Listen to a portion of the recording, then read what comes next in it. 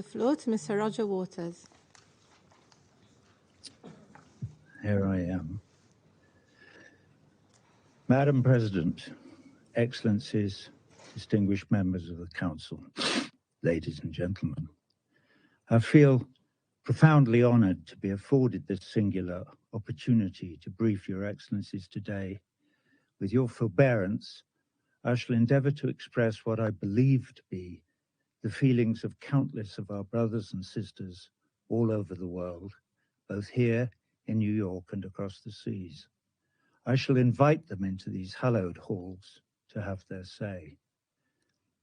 We are here to consider possibilities for peace in war-torn Ukraine, especially in light of the aforementioned increasing volume of weapons arriving in that unhappy country. Every morning when I sit down at my laptop, I think of our brothers and sisters in Ukraine and elsewhere who, through no fault of their own, find themselves in dire and often deadly circumstances. Over there, in Ukraine, they may be soldiers facing another deadly day at the front, or they may be mothers or fathers facing the awful question, how can I feed my child today?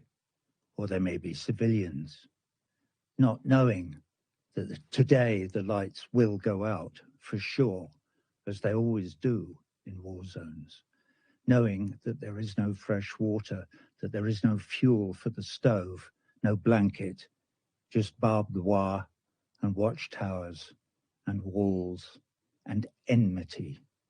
Or they might be over here in a big, rich city like New York. Here, brothers and sisters can still find themselves in dire straits. Maybe, somehow, however hard they worked all their lives, they lost their footing on the slippery, tilting deck of the neoliberal capitalist ship we call life in the city and fell overboard to end up drowning. Maybe they got sick. Maybe they took out a student loan. Maybe they missed a payment. The margins are slim. Who knows? But now they live on the street in a pile of cardboard, maybe even within sight of this United Nations building. Anyway, wherever they are, all over the world, war zone or not, together they make up a majority, a voiceless majority. And today, I shall endeavor to speak for them. We, the people, wish to live. We wish to live in peace, in conditions of parity that give us the real opportunity to look after ourselves and our loved ones. We are hard workers, and we are ready to work hard. All we need is a fair crack of the whip. Maybe that's an unfortunate choice of idiom after 500 years of imperialism, colonialism, and slavery. Anyway, please help us. To help us, you may have to consider our predicament, and to do so, you may have to take your eye off the ball for a moment, to put your own goals momentarily to one side. What are your goals, by the way? And here maybe I direct my inquiries more to the 5 permanent members of this council. What are your goals? What is the pot of gold at the end of the rainbow? Bigger profits for war industries, more power globally, a bigger share of the global cake? Is Mother Earth a cake to be gobbled up? Does not a bigger share of the cake mean less for everyone else? What if today, in this place of safety, we were to look in another direction, to look at our capacity for empathy, for instance, to put ourselves in others' shoes, like right now, for instance, the shoes of that chap on the other side of this room, or even the shoes of the voiceless majority, if they have any shoes, that is. The voiceless majority is concerned that your wars, yes, your wars, for these perpetual wars are not of our choosing, that your wars will destroy the planet that is our home. And along with every other living thing, we will be sacrificed on the altar of two things: profits from the war to line the pockets of the very, very few, and the hegemonic march of some empire or other towards unipolar world domination. Please reassure us that that is not your vision, for there is no good outcome down that road. That road leads only to disaster. Everyone on that road has a red button in their briefcase. And the further we go down that road, the closer the itchy fingers get to that red button, and the closer we all get to Armageddon. Look across the room. At this level, we're all wearing the same shoes. Excuse me.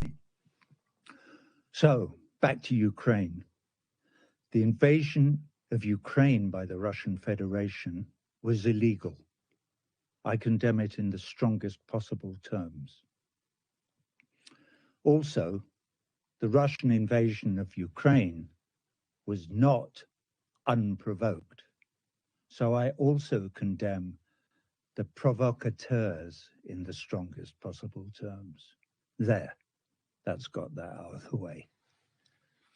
When I wrote this speech yesterday, I included an observation that the power of veto in this council only lay in the hands of its permanent members, and that I was concerned that that was undemocratic and rendered this council somewhat toothless.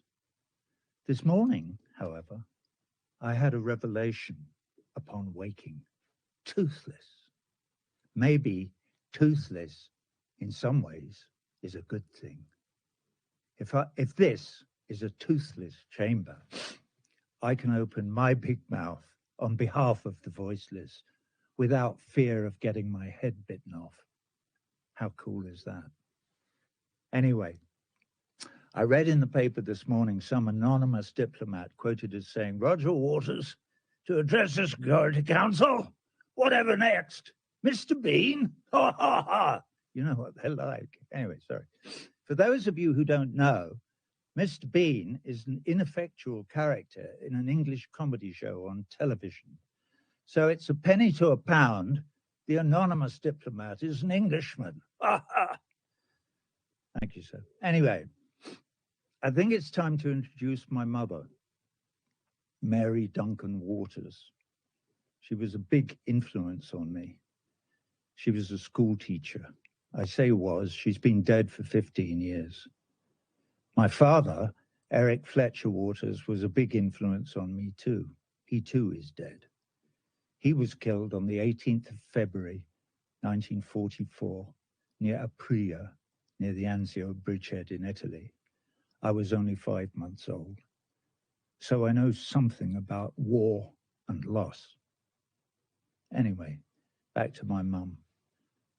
When I was about 13, I was struggling with some knotty adolescent problem or other, trying to decide what to do. It doesn't matter what it was. I can't remember anyway, but my mum sat me down and said, "Now listen, you're going to be faced with many knotty problems during your life, Roger. And when you are, here's my advice. Read, read, read. Find out everything you can about whatever it is. Look at it from all sides, all angles. Listen to all opinions, especially ones you don't agree with. Research it thoroughly. And when you've done that, you will have done all the heavy lifting. And the next bit is easy. Is it? Okay, Mum. Well, what's the easy bit? Oh, the easy bit is you just do the right thing." Whew. So speaking of doing the right thing brings me to human rights. We, the people, want universal human rights for all our brothers and sisters all over the world, irrespective of their ethnicity, religion, or nationality. To be clear, That would include, but would not be limited to, the right to life and property under the law. For instance, for Ukrainians, and, for instance, Palestinians. Let that sink in. And obviously, for all the rest of us as well, one of the problems with wars is that in a war zone or anywhere where the people live under military occupation, there is no recourse to the law. There are no human rights. Today, our brief is the possibility of peace in the Ukraine, with special reference to the arming of the Kiev regime by third parties. I'm running out of time. So what do the voiceless millions have to say? They say, thank you for hearing us today. We are many who do not share in the profits of the war industry. We do not willingly raise our sons and daughters to provide fodder for your cannons.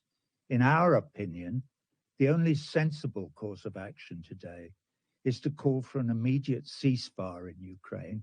No ifs, no buts, no ands. Not one more Ukrainian or Russian life is to be spent, not one. They are all precious in our eyes. So the time has come to speak truth to power. You all remember the story of the emperor's new clothes. Of course you do. Well, the leaders of your respective empires stand, in one degree or another, naked before us. We have a message for them.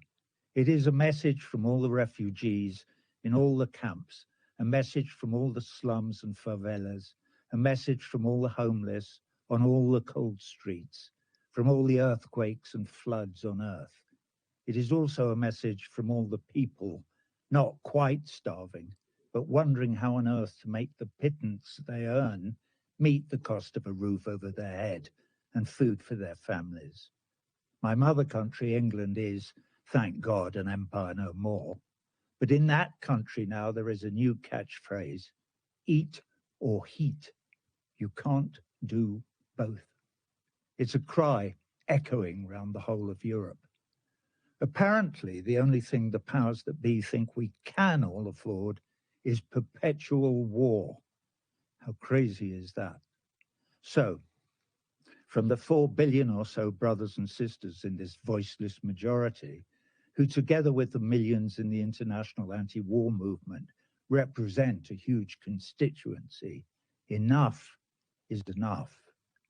We demand change. President Biden, President Putin, President Zelensky, USA, NATO, Russia, the EU, all of you, please change course now. Agree to a ceasefire in Ukraine today. That, of course, will only be the starting point, but everything extrapolates from that starting point.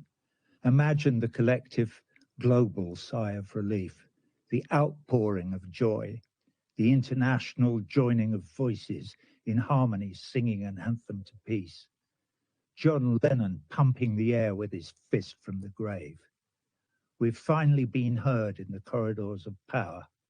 The bullies in the schoolyard have agreed to stop playing nuclear chicken. We're not all going to die in a nuclear holocaust after all, at least not today. The powers that be have been persuaded to drop the arms race and perpetual war as their accepted modus operandum. We can stop squandering all our precious resources on war. We can feed our children. We can keep them warm. We may even learn to cooperate with all our brothers and sisters and even save our beautiful planet home from destruction. Wouldn't that be nice? Your Excellencies, I thank you for your forbearance. I thank Mr. Waters for his briefing. I now give the floor to those